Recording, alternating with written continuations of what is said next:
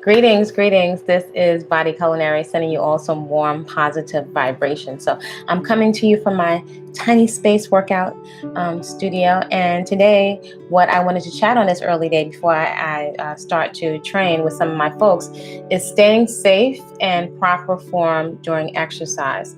So there's a large portion of the population, 60 to 80, and that number may have likely have gone up. Gone by the National Association of Sports Medicine, 60 to 80% of the population incurs some type of injury within the first 6 to 8 weeks of exercising in the gym. So how are people getting injured?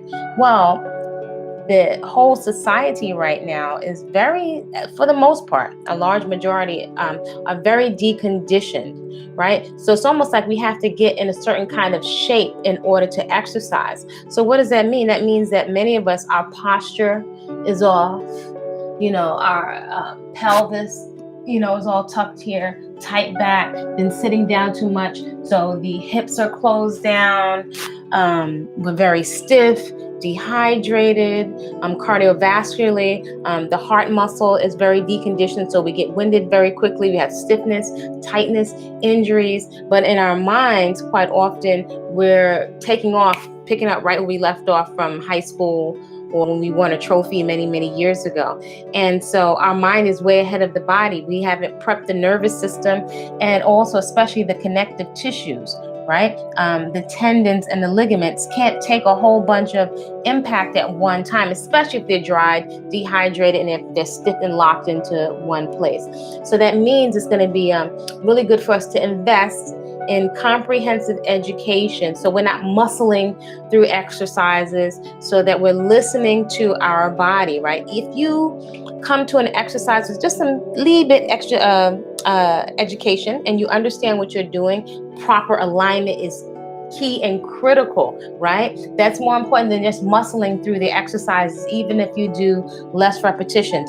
That will keep you nice and safe, right? So we're going to be touching on these things during the course of this series.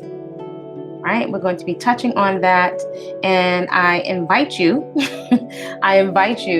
to take a minute first and think about, first of all, have you been moving? Have you not been moving for months, if not years? What are your goals?